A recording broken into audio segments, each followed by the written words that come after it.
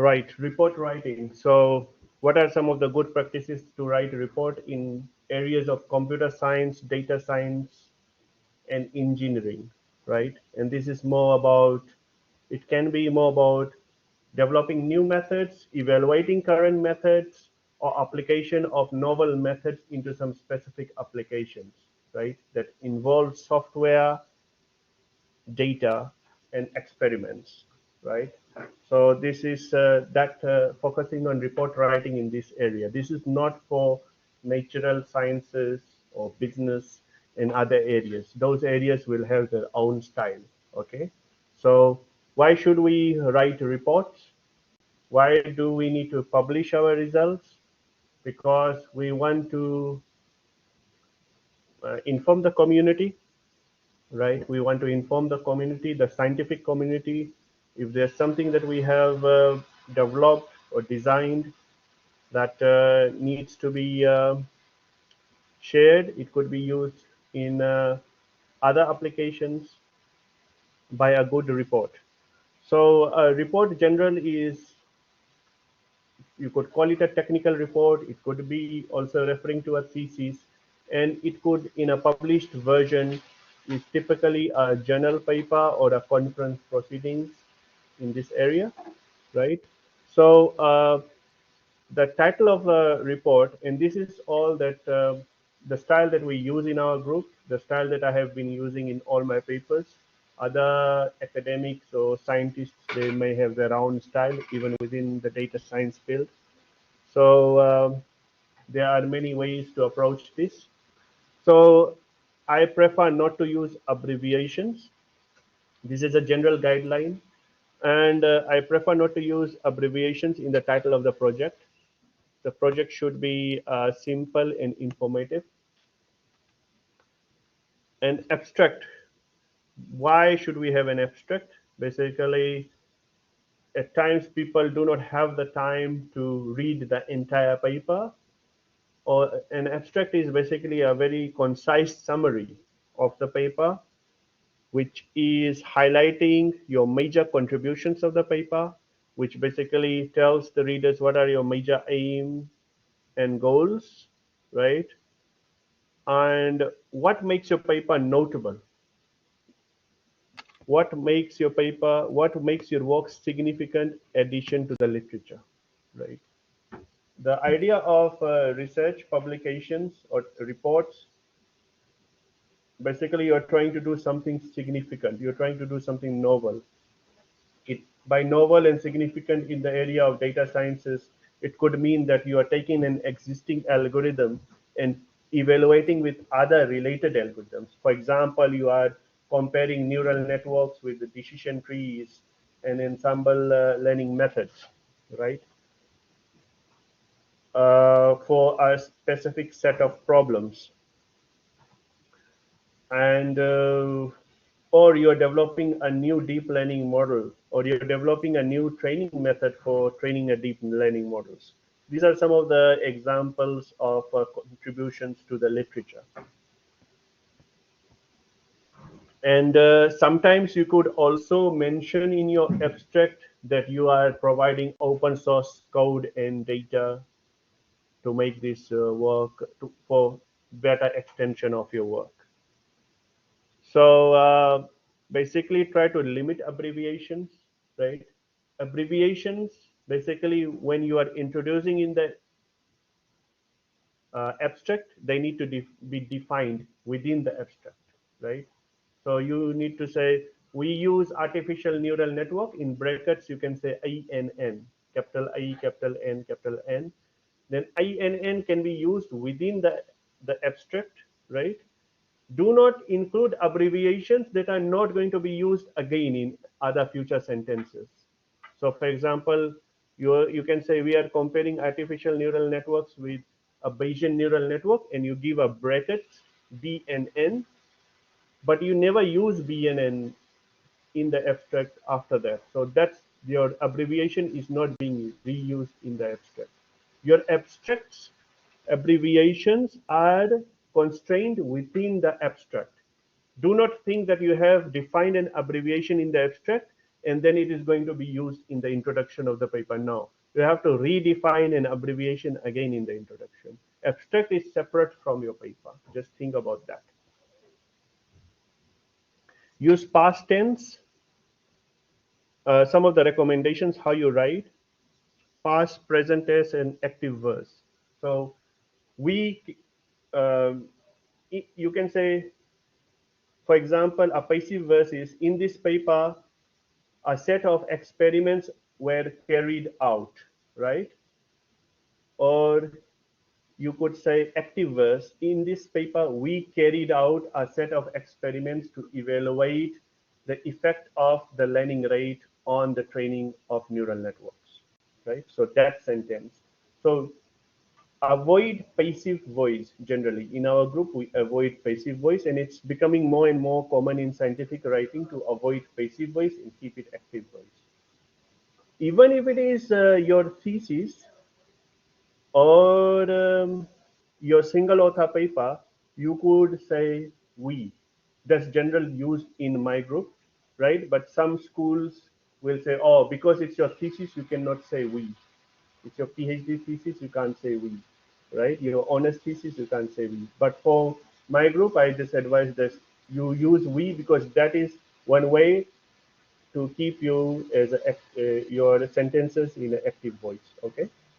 So I mean, these are just guidelines, but you have to check what your schools, what the journals where you're trying to publish your report, what are their guidelines. Okay, so how do we start an introduction? How do we write an introduction? Why do we write an introduction?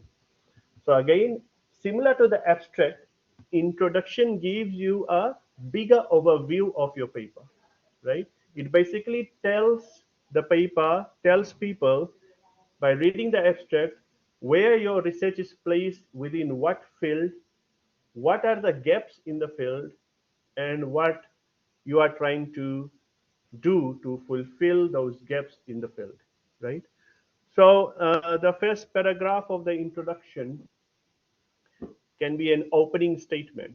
For example, neural networks along with deep learning models have gained a lot of popularity recently due to their success in multimedia applications such as face recognition, biometrics, and so on.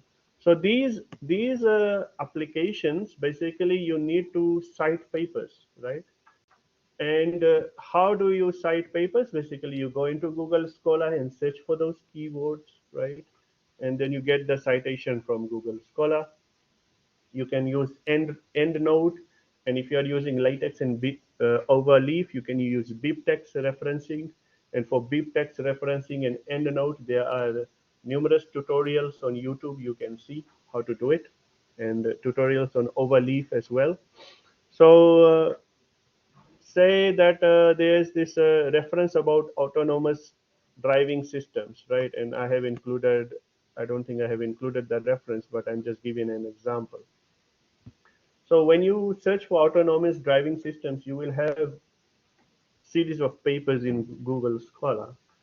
And what paper to be citing when you are giving such a statement? I would ideally cite a review paper and one of the original papers that introduced that area, right? And the same when it comes to face recognition.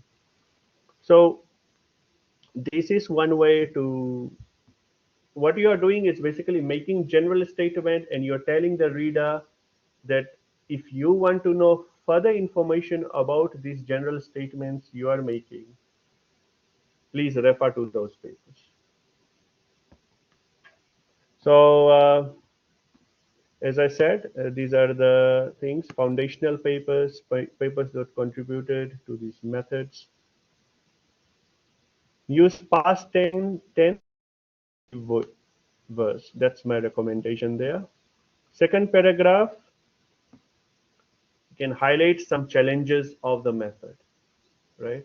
So in your assignment, for example, or in your project, you are trying to evaluate different hyperparameters, how what effect it has on neural network training for a set of problem, or you're trying to evaluate hyperparameters for some ensemble learning models, what effect they have. on a set of problems, right? So in whatever method you are talking about in the first paragraph, and you can always have another paragraph to go into details about the method, what they are, how people have been using, what applications specifically have they been very prominent in, and then you can highlight some challenges. For example, the major challenges in general of machine learning is hyperparameter tuning, right? That's a major challenge. Is how, without knowing the data or application, how do you set the size of the neural networks? The major challenges in data science is big data, overfitting, bias variance issue, and hyperparameter parameter tuning as advised. Use past tense and active verbs, and this is both these paragraphs are considered to be part of your literature review, right? A third paragraph can be what are some of the issues relating specifically to your paper. So you've given like the overview of where this research is, what subfield of artificial intelligence and data science this research falls in the first two paragraphs, let's say. Then now you are going more into details. What are the issues that are relating to your paper? Could be relating issue bigger to multiple fields. Cite your work where possible if you already have worked in the area and highlight the contributions. And this is specifically work that we do in our group where we try to say, okay, 3 years ago, with some honor students, some master students, or PhD students, we did this. You can cite some of your related work from your past work too, if that is falling in your work, right? Just an appeal to people who are writing a lot of papers in the group, your own papers. If they are not, do not basically generally oversight your own papers.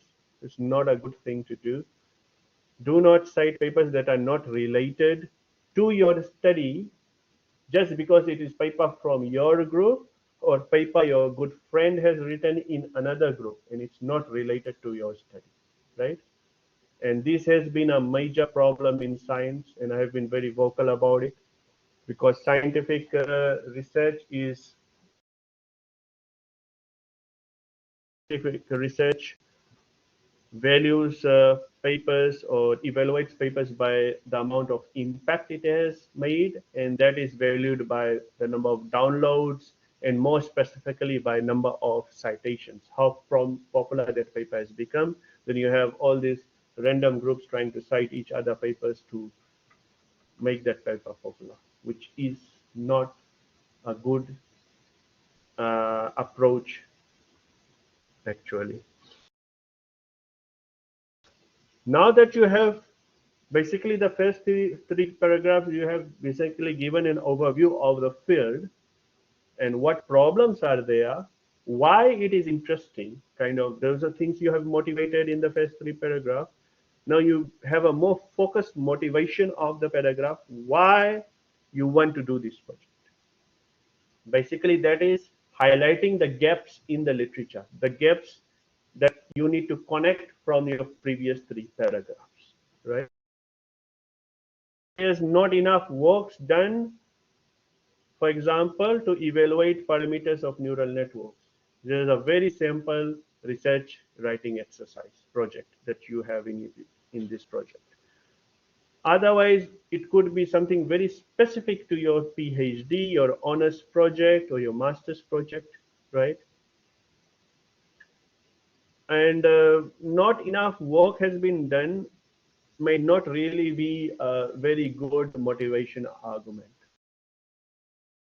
Because not enough work has been done does not mean you have to do it, right?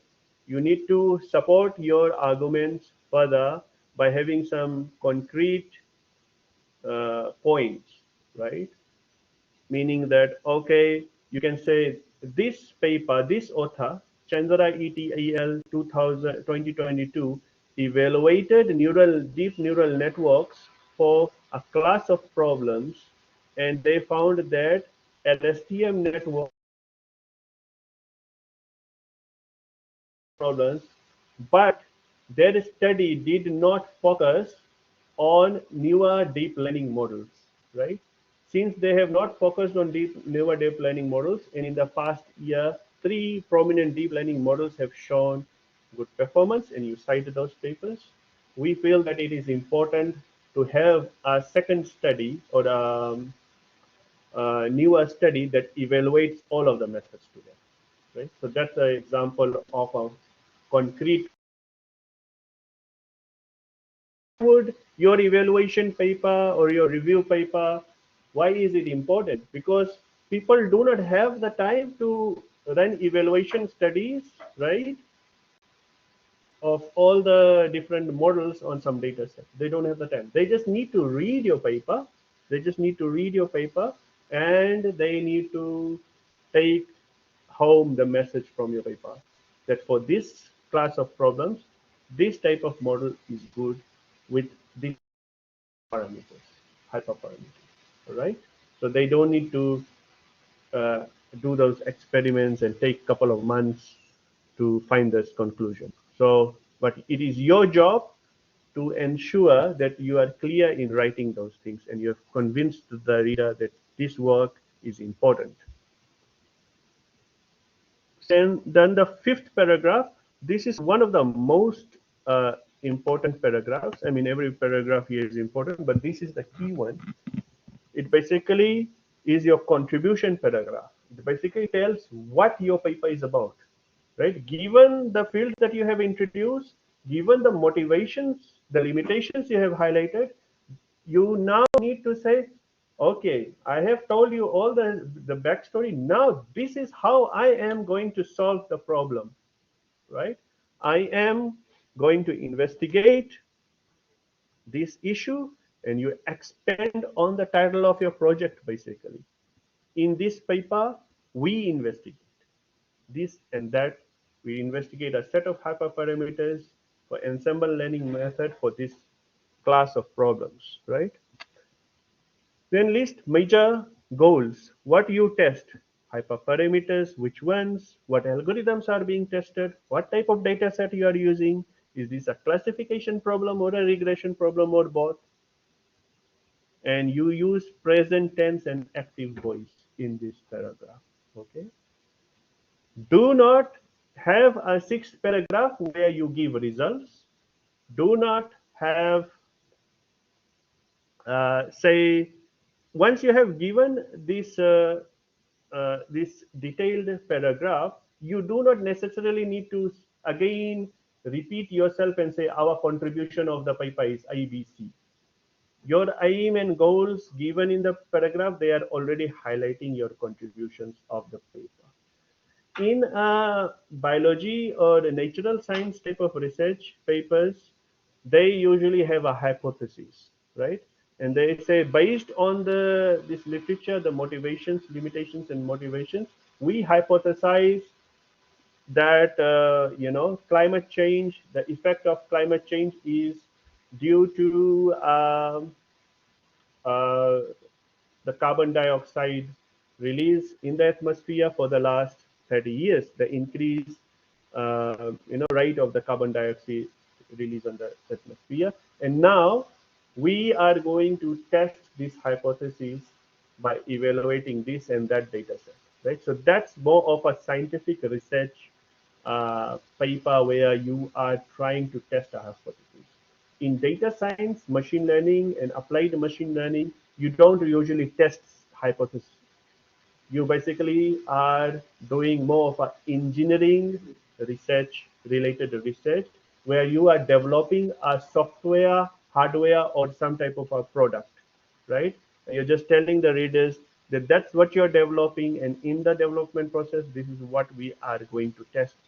And this paragraph need not have technical details. You do not have to say you are going to use Adam optimizer there, you are going to use Python there, you are going to need not have technical details. All those, this paragraph will be expanded as your methodology section. Your methodology will be basically expanding this paragraph.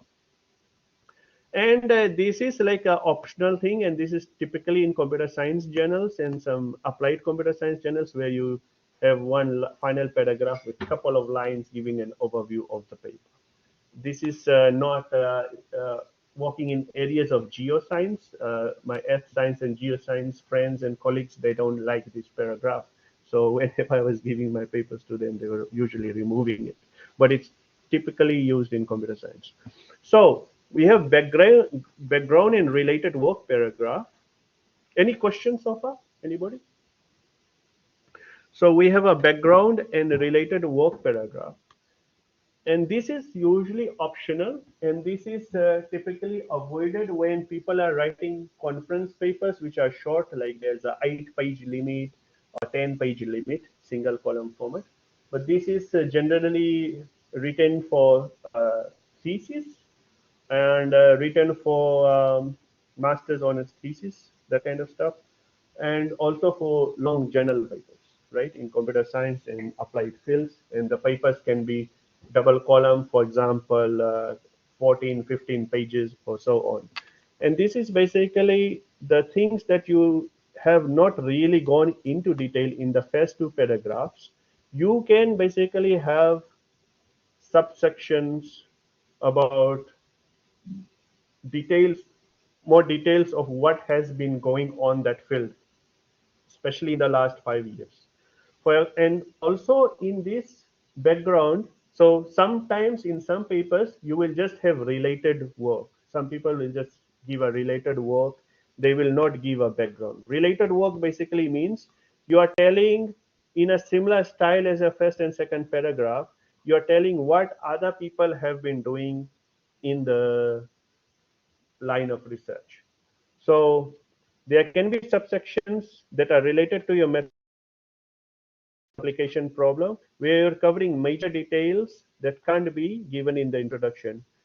This includes information such as ADAM training algorithm. So that is ADAM training algorithm, and you can even put the algorithm and some equations there, make it a subsection, and you can call it background, right? Or you can say ADAM training algorithm, that's the first subsection in this section. The equations, the algorithm is there, you tell how it is working. And then afterwards, you can have two paragraphs, how that algorithm, the history of the development of that algorithm, right? And for example, if you are doing something related to Bayesian deep learning, you know that in this and where you are going to submit your thesis, who are the people reading your thesis, the examiners, and who are the people reviewing your research paper, journal paper, what journal you are going to submit. You have to do some background check of their style, how they have been doing things. You can give the background. So it's basically to help readers, and it's useful in multidisciplinary papers, so readers find all information in one place. Also, you can review the latest literature in this area, which is not really directly related but can be nearly distant to your project or paper. This helps in placing your paper in the spot. It shows where your neighbors are hanging out. Well, recommendation: use past or present tense and active verse. So you can use a combination. It depends how you want to say. But most of the case times you are going to use present tense. It's because all of the work has been done by other people. Sorry, past tense. All the work has been done by other people. But sometimes you can use the present work is relating to your current study, to what you want to do, right? So now the main part, why and what you are doing. So methodology. So this is basically going expanding your fifth paragraph where you have said what your aims and goals of the paper, what you are doing. So think of your fifth paragraph graph as an abstract for the methodology, or as convince readers, basically gives an overview. So here methodology, you can always have a subsection called data, right? Where you are going to show, describe the data in detail. And this is specifically more when you are applying deep learning to some problems. For example, you are applying deep learning for flood forecasting or to some geoscientific problems where the data is not really well known, right? Even if you are, depends on paper, even if you are using benchmark data such as the UCI machine learning data, you can always have a subsection here, or sometimes people even move this into the results section. But I would encourage that for problems where you are applying your methodology to a new data set or something that is more new in the field, then have this data section there.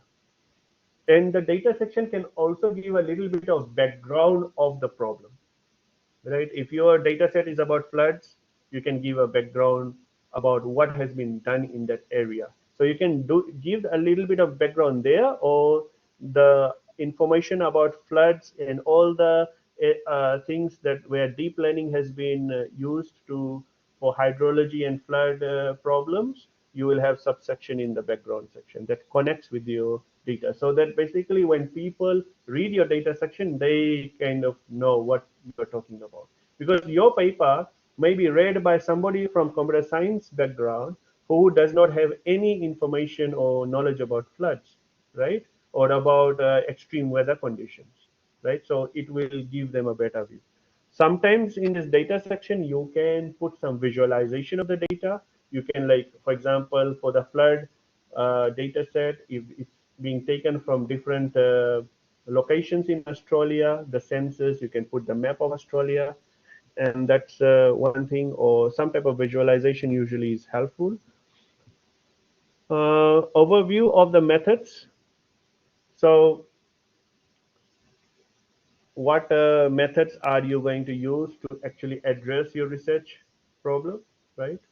So in this is like there are two sides of this. One is where you are trying to use existing methods, right? Existing deep learning models, for example, for language problems, flood forecasting, and so on. Or even if you are evaluating the effect of those models on a set of benchmark data sets, you need to give a paragraph each for those models, and sometimes you can put some basic equations and basic figures that describe, and it's easier for people to understand that the background. And when you are going into those areas, you need to cite some of the foundational papers about those methodologies and some of the review papers about it. This is one of the main parts that I find important, the framework or workflow diagram to highlight where the data is coming from, processing the model, predictions, post-processing, and results, and so on. So our workflow diagram is very important, and we are going to go into some details, examples of the workflow diagrams. And basically from the workflow or framework diagram, your methods are connecting to the framework diagram. So there can be different boxes in the framework diagram that shows the information, how the data is being processed, how it's being passed to different modules, and how the decision making process is done, how the evaluation of the model is done, and that also you can include in the framework diagram. And you need to have a couple of one or two paragraphs that describe your framework diagram, the processes happening. What software suite you are using to implement your framework, you can have that as a subsection or within the framework diagram. And experimental settings, where you give the default experimental settings such as your neural network topology and other things. The note that the most important thing is so that your work is reproduced. And imagine that there's even no code is being shared, but you have given enough details without any code being shared that people can reproduce your work. But that's usually impossible. And a lot of research in the past has not shared, some of the prominent papers have not shared their code. But over time, people have reproduced some of the key findings, and sometimes people have not been able to produce. So it's important for you to give the code with your work. But of course, when you're applying to a set of different types of problems, like for example, it's a health data set, and that data set has some type of ethical approvals, and there are some restrictions on sharing the data set. You cannot put that data set in your GitHub repository, right? So in those cases, you can just put your code, and you can say contact the authors if you want to have the share of the data or something like that. Then we go into results. So in the results, one of the first subsections you can have about data, especially when it is for application problems. What is the distribution of some of the features of the data, some of the key features? You can show some correlation plots, some histograms, some type of line plots to give, and you can report if there's a multi-class problem, what's the distribution of the different classes in the data, stuff like so that it gives readers a good overview of what your problem is about. Then you can give some kind of an introduction to the section, present tense and active verbs, and describe the results as if you are summarizing to someone who cannot see them. So that's the important part. You can place the results in tables and figures, right? Tables and figures, but you need to properly number the table, and you can't just say assume that people will know where the results are. So each of those results need to be properly numbered. And for example, we present in this section, we present the results of a proposed methodology. Table 1 presents the effect of training time on accuracy, and figure 2 shows the convergence plot. And what you are noticing is the performance accuracy improves as the time increases, but there comes a time, 200 epochs or so, where there is not enough or much improvement. This is not the case for conventional method. For example, Bayesian, where it takes more than 500 epochs to reach such a point. So some type of a discussion in trying to understand your results. And this is not, I wouldn't call this discussion, but this is just describing the results. As I said, the rule of thumb that I have is summarizing the results to someone who cannot see them, right? Summarizing the results to some who cannot see them. And then finally comes the discussion section. The discussion section is basically first paragraph can be a summary of your results to highlight if you've reached the goals. What are the implications of the results? How it can relate to the literature, and you can cite some papers from the literature. What are the limitations of your methodology? You can also have some directions of future results right there, or some of the directions. Sometimes you can move it into the conclusions. Past tense and active verse, and what are the major contributions, directions for future research, and so on. So there's a link to about how to write, and some other things are there at the end. That's one part, and now we are just going to see some examples. Okay, so this is an example of one of my papers which I did here at UNSW, and this is one of the first time I basically entered in this field of natural language processing. Right. So this is an example, and what we are trying to do is elections using BERT language model. Yes, you can get me here because I have used an abbreviation, and I just said, sounding like a hypocrite, because in the discussion earlier, I said try not to use abbreviations in your title. But in cases when there are some abbreviations that are very popular, known, and well known, you can still use them.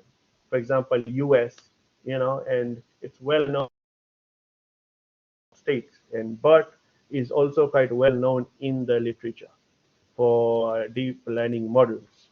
So we have a abstract here, and we see that LSTM has been defined here, BERT has been defined there, and they have been reused in the abstract. We're giving some results, some motivation, and trying to convince the reader how and why this is important. So we have introduction, methodology, and in the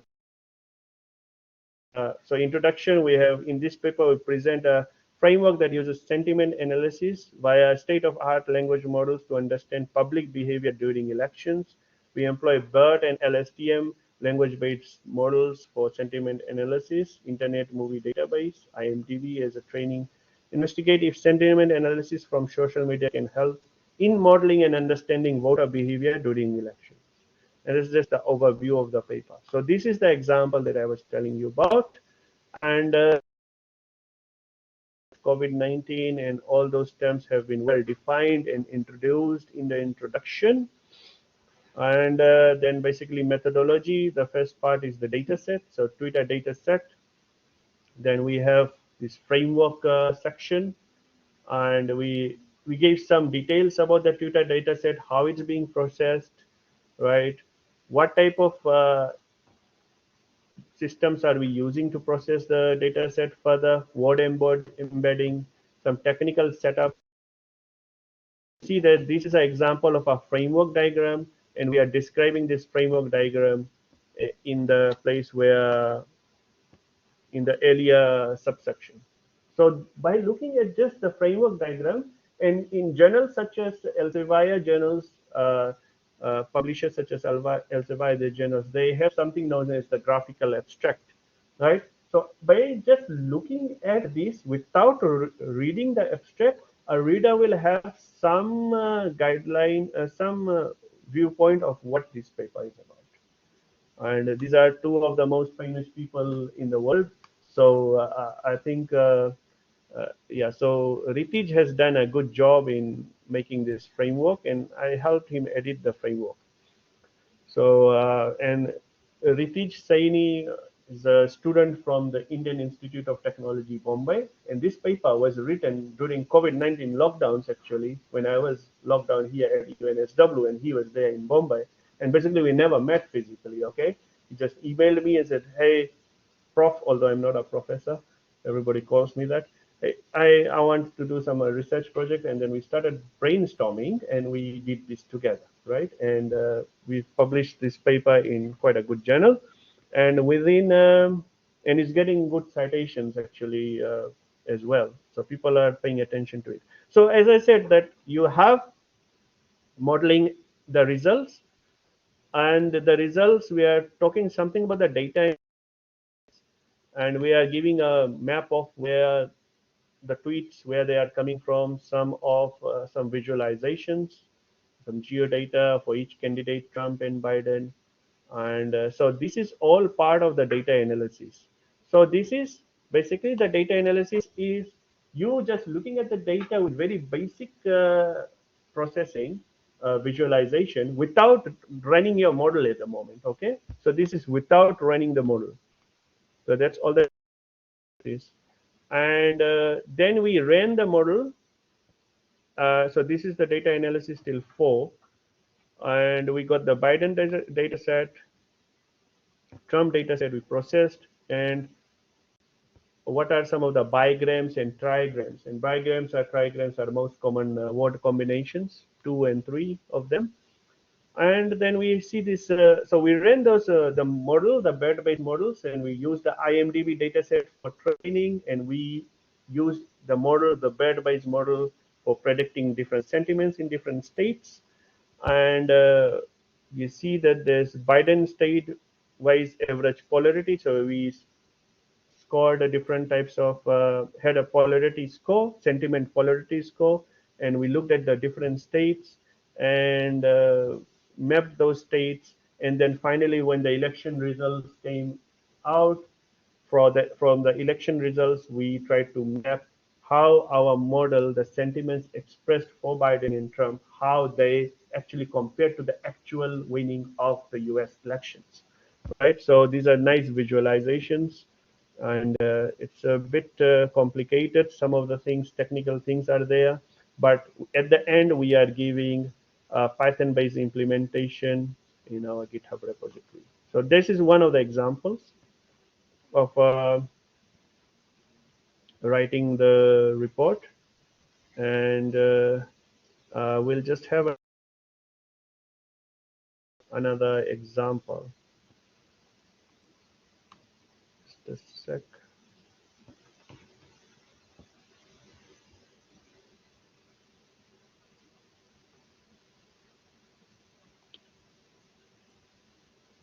So this is more for paper evaluation of different models for a paper, right? Different recent models for paper and deep learning models for multi-step, and it's from a contribution perspective. People will argue that, hey, Rohit, you have done this. This is probably well known. We knew that deep learning models can do this and that. Why are you doing this research? For me, it was like, but I want to know what type of deep learning models are good in what type of time series prediction problems, right? So while that is downloading,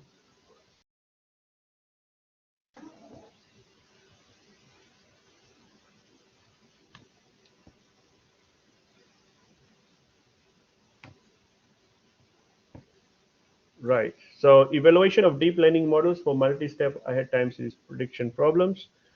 And again, this is another COVID-related paper during COVID lockdowns. And the previous paper has attracted more than 20 citations within 2 years, whereas this paper has attracted more than 100 citations within 2 years. It's quite a high number of citations. That means making a lot of impact. Our GitHub repository has been shared, reshared multiple times, cloned, and so on. And we're just trying to evaluate different models for multi-step time series prediction problems. And given simple RNN, the equations, LSTM networks equations, describing them, bidirectional LSTM networks, some of the figures, and encoder decoder LSTM networks, equations figures, CNN models, equation figures, and then we are training them for multi-step time series prediction for a wide range of benchmark problems such as Lorentz, sunspot, LISA, and other time series.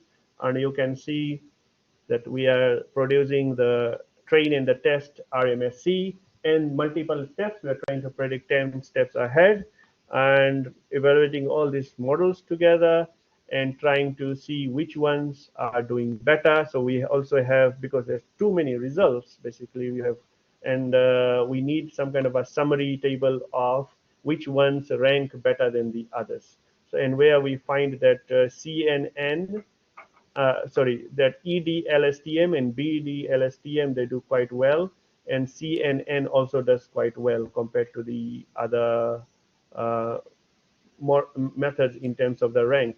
And